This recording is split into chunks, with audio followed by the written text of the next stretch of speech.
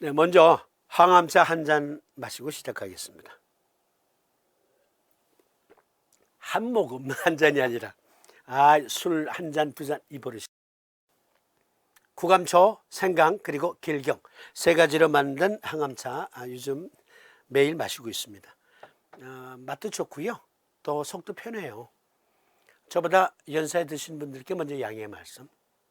저도 나이 먹다 보니까요. 옛날보다 샤프함이 떨어지는 것 같아요. 그래서 치매도 예방할 겸 길경, 건도라지 그리고 생강, 구감초로 만든 건강차 요즘 거의 매일 만들어 마시고 있습니다. 어떤 분이 위암을 갖고 계셔요. 그런데 한약 조제 자격을 갖고 있는 약사와 상의를 하셨나 봐요. 저는 생강사심탕을 복용하고 싶은데요 하니까 쭉 상담하던 끝에 그런데요 생강사심탕 과립은 요즘 생산 안 한다나 봐요. 옛날에는 있었는데 어쨌든 요즘엔 생산 안 하나 봐요. 그래서 전화가 걸려왔어요. 어떻게 하면 좋으냐고. 반화사심탕에 생강 추가된 게 생강사심탕이잖아요. 생강 달인 물로 반화사심탕 과립 드시면 그게 생강사심탕이죠.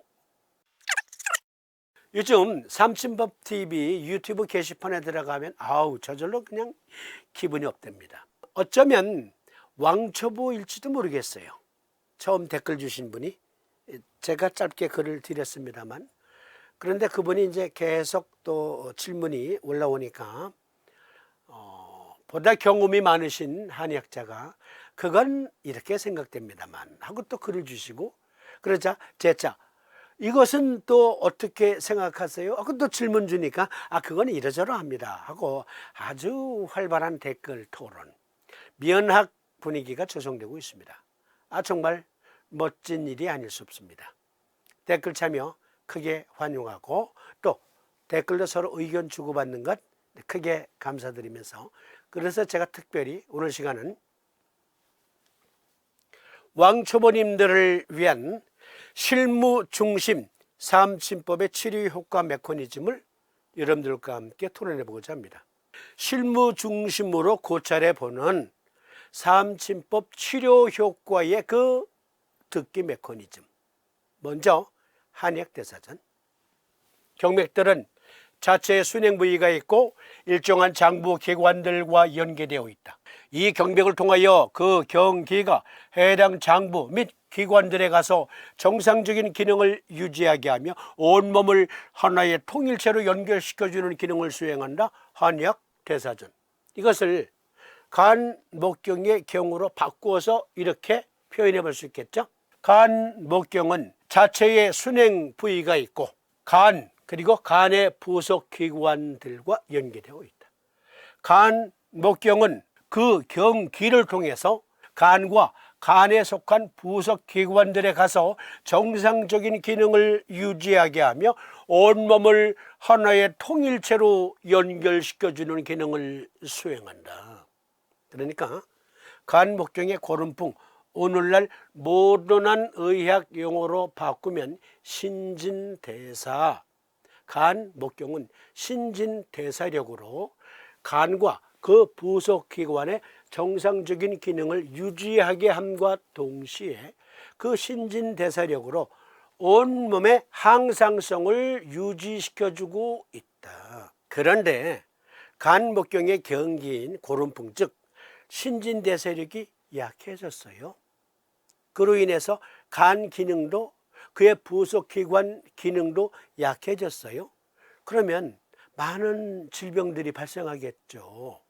그러니까 선행되어야 될 요법은, 그렇죠, 간목경의 고름풍의 생산력이 약해진 것, 그것을 터치하지 않고는 원인 치료가 안 되겠죠.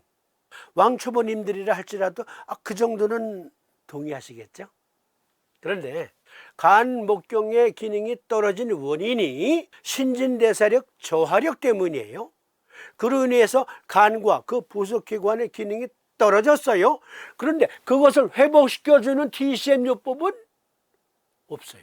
TCM에서는 장부의 기능 정상화요법이란 존재하지 않습니다. 어떤 분께서 TCM은 뭐예요? 네, Traditional Chinese Medicine. 전 세계에서 침구사 제도를 두고 있는 나라들에서 아큐팡처는 TCM을 의미해요. 그런데 지금 간 기능이 나빠진 원인이 간 자체의 문제가 아니고요, 시스테믹으로 일어난 일이라는 거죠. 즉, 간 목경이 갖고 있는 경기로서의 고름풍, 모던한 표현으로 바꾸면 신진대사력이 지금 약해졌어요. 그래서 간과 그 부속기관의 기능도 약해진 거예요. 그로 인해서 여러 질병이 생긴 거예요. 그걸 터치할 수 있는 치료법은 TCM엔 없다. 언니 삼침법만 시스테믹의 병변을 터치할 수 있어요. 그러면 또 어떤 왕초보님은 그런 질문을 하실지 모르겠네. 삼침법도 TCM에 속해 있나요? 아니에요. 삼침법은 메이드 인 코리아예요. 메이드 인 코리아, 아니 정확하게 말하면 메이드 인 조선. 지금으로부터 거금 450여 년 전에 우리 지금 녹화하고 있는 여기 금강산 스튜디오에서 차로 약 7분 거리에 있는 고성군 거진읍 초계리, 그곳에 창원 황씨 집성촌이 있거든요. 거기에 창원 황씨 연학이라는 분이 태어나시고, 그리고 이분이 저희 스튜디오에서 5분 거리에 있는 간성향교에서 수학을 하시고 선비 공부를 하시던 중에 새 동생과 장조카가 이름 모를 병으로 죽고, 당신도 그 병으로 인해서 죽어가고 있었어요. 공포스러웠겠죠. 그런데 아무도 병의 원인을 몰라. 그래서 이분이 당시 조선시대 때 들어온 거의 모든 의서들을 짊어지고 우리 스튜디오 정문에서 바로 정면으로 바라다 보이는 향로봉 자락, 지명이, 골짜기 이름이 사암골이에요. 사암골. 그 사암골에 미리 바른 속이 텅 빈 바위를 발견하셨죠. 그곳으로 온갖 의학 서적을 가지고 들어가셔서 독학을 하신 거예요.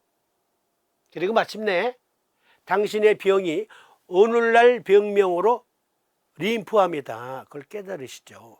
그리고 대장정격으로 극복을 하셔요.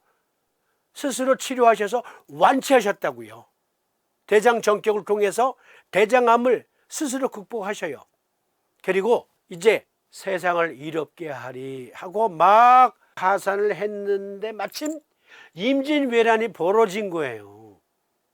그리고 사명당은 건봉사에서 승병들을 모병하고 있었죠. 그 당시엔 삼도인이 아니에요. 청년 황현학은 자기 향리로 들어가려고 하던 차에, 그러려면 건봉사를 지나가야 되거든. 그런데 사명대사께서 승병들을 훈련시키고 계신 거예요. 그래서 가서 아뢰기를, 제가 사실은 의술을 독학으로나마 공부를 한 사람으로 혹시 필요하시다면 제가 위생병으로라도 참여하고 싶습니다만 하니까, 사명당 송원대사가 이렇게 보더니만 예사롭지가 않아. 그래서 야, 그러지 말고 너 머리 깎자. 네? 머리 깎자고 타짜고 짜로. 그래서 어중이 떠중이라는 말이 원래 그런 말이 아니래요. 그런데 어쩌다 중이 된 거예요. 쌈도인이 뭐 불심이 깊어가지고 중이 된 게 아니고요, 어중이 된 거예요. 어쩌다 중이 되셨어요. 스님들께 이거 경망스러운 표현인가? 죄송합니다. 네, 어쨌든 그래서 오늘날로 말하면 사명당으로부터 임명된 승군의 야전병원 사령관이 되신 거예요. 삼도인이라는 말은 네가 사암골에서 수도했다고 했지? 네, 그러합니다. 너는 본명 이제부터 사암으로 한다. 사명당이 지어주신 이름이에요. 그런데 스님자가 탈락되고 사암도인으로 바뀐 거예요. 사암도인은 사명당을 수행해서 일본에 사신으로 2번이나 다녀오시거든요. 다녀오신 후 건봉사에서 마련한 사설의료원, 그 당시 서울에는 국립의료원격인 해민원이 있었고요. 그의 버금가는 큰 시설로 건봉사에서 백화암이라고 하는 사설의료원을 만들었었거든요. 그때 초대 원장으로 취임하셔요. 그때 그 백화암에서 환자들 치료할 때 틈틈이 작성한 임상일지와 해설, 그 내용이 필사본으로 전해 내려오다가 1955년 행림서원에 의해서 그 필사본이 삼두인 침구 요결이라는 책으로 엮어지게 됐지요. 어쨌든 사설이 좀 길었습니다만 왕초모님들을 위해서 최소한의 삼두인의 계략을 말씀드리지 않을 수 없었습니다. 어쨌든 삼진법은 시스테믹 요법이에요. 그것만 우리나라를 대표하는 의학이에요. 족고름풍 간목경의 경기로서의 신진대사력이 약해지면 리버의 기능도 약해지는데요. 그럴 때 생기는 병증 중에 대표적인 병이 두통이에요. 삼두인 침구요결 두통문에 보면 두왕동, 골치와 목이 함께 아픈 것, 간이 약해서 생긴 병인지라 음곡곡천을 보하고 경고중봉을 사하라. 임상경험리는 한 남자가 나이 40여에 두 면이 진통하되 경항이 우심함으로 음곡곡천을 보하고 경고중봉을 사한 지 수일에 반감하고 우수일에 쾌고하였다. 간정격. 그런데 이어서 말씀하시기를 편두통이라 하는 것은 한쪽만 아픈 것으로서 아프지 않은 쪽 절골혈만 취해서 사해도 낫더라. 그러니까 간정격을 말씀하시면서 하신 이 표현으로 볼 때 삼두인은 간정격도 편두통에 쓰시기도 했고 어떤 경우에는 삼초승격을 쓰시기도 했고 어떤 경우엔 담승격도 쓰셨어요. 그리고 요즘에 우리 방송 게시판에 활발하게 화제였던 것, 좌병 우치 우병 좌치 여기 나오잖아요. 그런데요, 간이 약해서 두통이 생긴 것이다. 족고름풍 간목경에 경기로서의 신진대사력이 약해졌어요. 그러다 보니까 간과 그 부속기관의 기능도 떨어졌어요. 그로 인해서 마침 이 환자는 두통이 극심하게 발현됐어요. 그래서 음곡곡천을 보하고 경고중봉을 사했는데 침구학을 오랫동안 공부하신 분들께 여쭤봅니다. 여기서 두통에 유효한 경혈이 어떤 경혈일까요? 음곡, 곡천, 경고중봉? 그렇죠? 노골적으로 두통치료 경혈들 한 개도 안 보이네요. 그러니까 사암침법은 이런 겁니다. 왕초보님들 저 좀 봐주세요. 간, 목경의 경기, 특유의 에너지인 신진대사력이 기능이 많이 약해졌어요. 신진대사력을 제대로 발휘하고 있지 못해요, 간, 목경이. 그러면 간 기능도 떨어진다.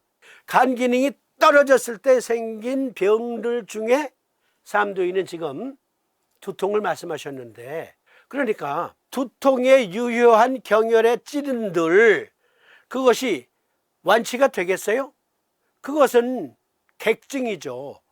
원인 치료가 아니죠. 엄밀히 말하면 TCM에 두통에 좋은 어떤 경혈을 취해서 침을 찔렀다. 그건 통증 클리닉이죠. 통증 클리닉. 실제 원인 치료요법은 아니다. 원인 치료가 되려면 삼두인님께서 간이 약해서 생긴 병이다. 이 경우의 두통은. 그런데 왜 약해졌느냐? 족고름풍 간목경의 신진대사력으로서의 고름풍이라는 경기가 지금 제대로 발현되고 있지 않아서 간 기능이 떨어졌어. 그래서 생긴 이 환자의 경우는 두통이야. 그러니까 족고름풍 간목경의 경기로서의 고름풍 신진대사력을 정상적으로 회복시켜주지 않으면 간 기능도 정상적으로 회복이 안 돼. 그래서 간정격을 놓아야 된다고 하고 삼두인이 교훈을 주시는 거예요. 그러면 두통과 간은 관계가 있어요. 그리고 우리 몸의 신진대사력이 떨어지면 그러면 두통이 생길 수 있어요. 미국 국립보건원 의학논문 데이터베이스에서 찾아온 논문, 편두통의 세로토닌과 CGRP, 여기 먼저 용어 해설. 세로토닌, 위장관, 혈소판, 그리고 중추신경에서 주로 발견되는 행복감 등을 느끼는 데 필요한 해피 호르몬. CGRP는 칼시토닌 젠 릴레이티드 펩타이드, 칼시토닌 유전자 관련 펩타이드라는 거예요. 그런데 족고름풍 간 목경이 우리 몸의 신진대사력을 발휘할 때 반드시 세로토닌을 필요로 해요. 그런데 세로토닌이 떨어지면 간 기능도 떨어지고요, 신진대사력도 떨어져요. 그로 인해서 많은 병증들이 생길 수 있는데 삼도인은 이 환자의 경우 쟤는 두통이, 그래서 시스테믹 요법으로 간 정격을 쓰신 거죠. 편두통은 일반적으로 일방적이고 위장 및 시각장애를 동반하는 두통의 재발성 발작으로 정의됩니다.